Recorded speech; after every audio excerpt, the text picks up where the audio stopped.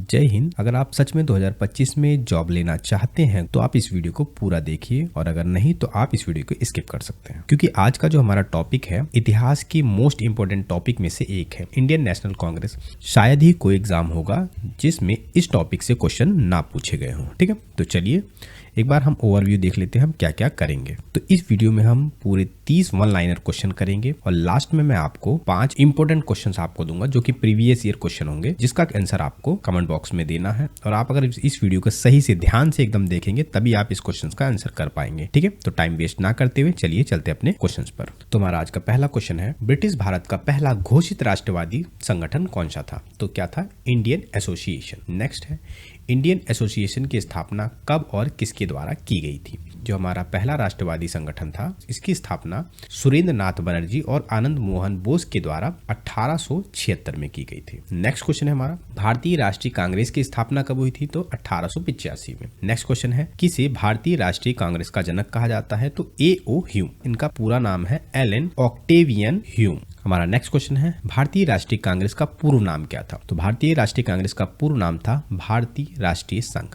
किसे? भारतीय राष्ट्रीय संघ के नाम से जाना जाता था। नेक्स्ट है, किसकी सलाह पर भारतीय राष्ट्रीय संघ का नाम बदलकर भारतीय राष्ट्रीय कांग्रेस किया गया?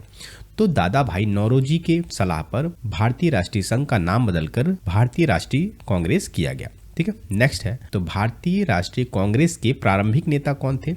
तो प्रारंभिक नेता थे दादा भाई नौरोजी, फिरोज शाह मेहता, बदरुद्दीन तैयब जी, व्योमेश चंद्र बनर्जी, रोमेश चंद्र दत्त और एस सुब्रमण्यम। कौन थे? एस सुब्रमण्यम। नेक्स्ट है, भारतीय राष्ट्रीय कांग्रेस का पहला अधिवेशन कब हुआ? तो 1885 में भारतीय राष्ट्रीय कांग्रेस का पहला अधिवेशन हुआ। ठीक। नेक्स्ट है, भारतीय राष्ट्रीय कांग्रेस का पहला अधिवेशन कहाँ हुआ? गोकुल दास तेजपाल संस्कृत पाठशाला, जो कि कहाँ है? बॉम्बे के अंदर। क्वेश्चन सीधा पूछ लिया जाता है तो कहाँ हुआ? तो ऑप्शन में आपको क्या दिया जाएगा? बॉम्बे। नेक्स्ट है, भारतीय राष्ट्रीय कांग्रेस के पहले अधिवेशन के अध्यक्ष कौन थे? W.C. बनर्जी, जिन्हें व्योमेश चंद्र बनर्जी के नाम से जाना जाता है। नेक्स्ट क्वेश्चन हमारा, भारतीय राष्ट्रीय कांग्रेस के पहले महासचिव कौन थे? A.O. ह्यूम ही थे। ठीक है, इन्हें ही भारतीय राष्ट्रीय कांग्रेस का जनक माना जाता है। ठीक है, नेक्स्ट है, इंडियन नेशनल कांग्रेस या कह लें भारतीय राष्ट्रीय कांग्रेस की स्थापना के समय भारत के वायसराय कौन थे? तो भारत के वायसराय थे लॉर्ड डफरिन। नेक्स्ट है, भारतीय राष्ट्रीय कांग्रेस में किन नेताओं का प्रभाव था? तो भारतीय राष्ट्रीय कांग्रेस में मुख्यतः नरमपंथी नेताओं का प्रभाव था।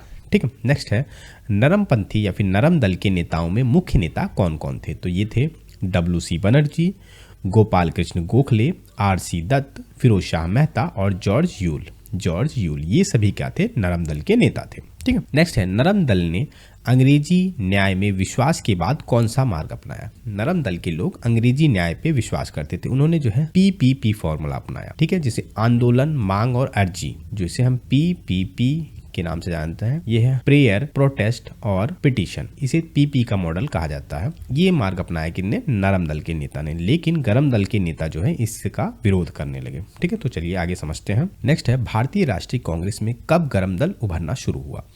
तो 1892 के बाद गरम दल उभरना शुरू हुआ। ठीक है, नेक्स्ट है, किस कारण से गरम दल का निर्माण हुआ? किस कारण से गरम दल का निर्माण हुआ? तो असहमति के कारण। PP मार्ग से असहमति के कारण उनका मानना था कि आंदोलन, मांग और अर्जी से कुछ नहीं होने वाला। ये मांग की राजनीति से जो है असहमत थे। नेक्स्ट है, इंडियन नेशनल कांग्रेस में गरम दल के मुख्य नेता कौन कौन थे? तो गरम दल के मुख्य नेता कौन थे? लाला लाजपत राय, बाल गंगाधर तिलक, विपिन चंद्र पॉल, अरविंदो घोष। इन्हीं को ही कहा जाता है गरम दल के नेता लाल, बाल और पाल। क्या कहा जाता है? लाल, बाल, पाल। ठीक। नेक्स्ट है, किसने राष्ट्रीय कांग्रेस को राजद्रोह का कारखाना कहा? तो लॉर्ड डफरिन। उस समय के जो वायसराय थे लॉर्ड डफरिन, उन्होंने था उन्होंने भारतीय राष्ट्रीय कांग्रेस को राजद्रोह का कारखाना कहा। ठीक है, नेक्स्ट है, लॉर्ड डफरिन ने किसको अदूरदर्शी अल्पसंख्यक का प्रतिनिधित्व करने वाला संगठन कहा? तो किसको कहा?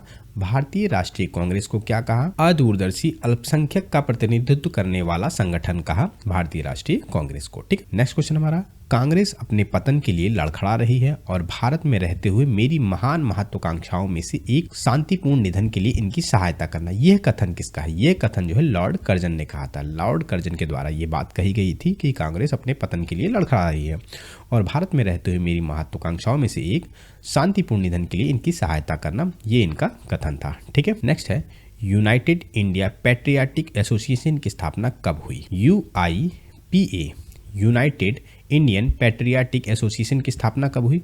तो ये 1888 में हुई। तो ये क्या है? ये इंडियन नेशनल कांग्रेस की एक विरोधी पार्टी मान के चलो। नेक्स्ट है, किसने यूनाइटेड इंडियन पैट्रियाटिक एसोसिएशन की स्थापना की? तो ये की गई थी सर सैयद अहमद खान के द्वारा। किसके द्वारा? सर सैयद अहमद खान के द्वारा।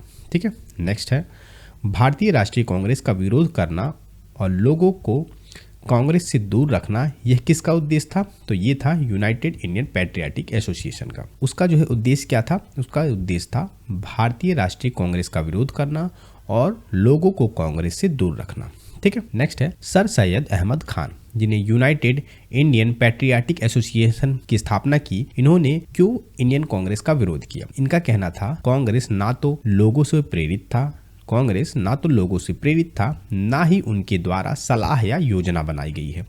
इसलिए जो है इन्होंने खुद की एक जो है संस्था बना ली, या कह लें खुद का एक एसोसिएशन बना लिया। ठीक है। नेक्स्ट है, किसने कांग्रेस पर प्रार्थना, याचिका और विरोध मतलब PPP prayer protest on petition की राजनीति का आरोप लगाया? किसने? बाल गंगाधर तिलक ने। ठीक है। नेक्स्ट है, किसने नरमपंथियों की राजनीति को राजनीतिक भीख बताया? तो किसने राजनीतिक भीख बताया? तो बिपिन चंद्र पॉल ने नरमपंथियों की राजनीति को राजनीतिक भीख बताया। ठीक है। नेक्स्ट है, किसने भारतीय राष्ट्रीय कांग्रेस को भीख मांगने वाला संस्थान बताया? तो अरविंदो घोष ने इंडियन नेशनल कांग्रेस को भीख मांगने वाला संस्थान बताया। ठीक है। नेक्स्ट है, किसने कांग्रेस के शुरुआती सत्र को 3 दिन का तमाशा बताया? तो किसने कांग्रेस के शुरुआती सत्र को 3 दिन का तमाशा बताया? तो अश्वनी कुमार दत्त। किसने? अश्वनी कुमार दत्त ने कांग्रेस के शुरुआती सत्र को 3 दिन का तमाशा बताया।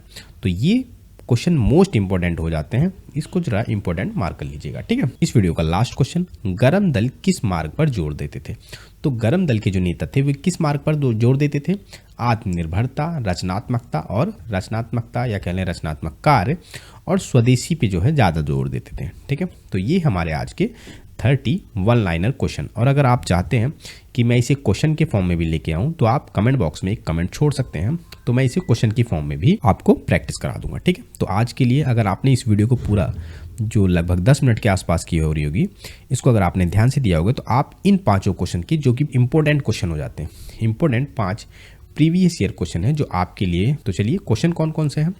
भारतीय राष्ट्रीय कांग्रेस को भीख मांगने वाली संस्था या बेगिंग इंस्टीट्यूट किसने कहा? तो इसका आंसर आपको देना है। अगर आपने वीडियो अच्छे से देखी होगी ध्यान से तो आप जरूर दे पाएंगे। हमारा सेकंड है, किसने कांग्रेस को सूक्ष्मदर्शी अल्पसंख्यक जनता का प्रतिनिधि बताते हुए उसका मजाक उड़ाया? तो ये भी क्वेश्चन अगर आपने वीडियो देखी होगी तो आपको कमेंट बॉक्स में देना है। ठीक है। नेक्स्ट क्वेश्चन है हमारा, कांग्रेस गिरने के लिए लड़खड़ा रही है और भारत में रहते हुए मेरी एक विशेष महत्वाकांक्षा है कि इनकी शांतिपूर्ण अवसान में मैं इनकी सहायता करूं, यह घोषणा की थी। ये कथन किसका है? ये भी आपको कमेंट बॉक्स में आंसर देना है। ठीक है। नेक्स्ट क्वेश्चन है हमारा, कांग्रेस के प्रति कर्जन की क्या नीति थी? कांग्रेस के प्रति कर्जन की क्या नीति थी? कर्जन का क्या कहना था? इसको भी आपको बताना है। ठीक है। नेक्स्ट है, किसने कहा था कांग्रेस आंदोलन ना तो लोगों द्वारा प्रेरित था, ना ही यह उनके द्वारा सोचा या योजनाबद्ध किया गया था? ठीक है। ये भी किसका कथन था? ये आपको कमेंट बॉक्स से बताना है। ठीक है। और वीडियो अगर थोड़ी सी भी हेल्पफुल लगी हो तो वीडियो को लाइक एंड चैनल को सब्सक्राइब जरूर कीजिएगा। और जिस टॉपिक पे आप वीडियो चाहते हैं तो उस टॉपिक को आप प्लीज़ कमेंट बॉक्स में जरूर छोड़ें। मैं पूरी कोशिश करूंगा उस टॉपिक पे वीडियो बनाने की। ठीक है। तो तब तक के लिए जय हिंद, जय भारत,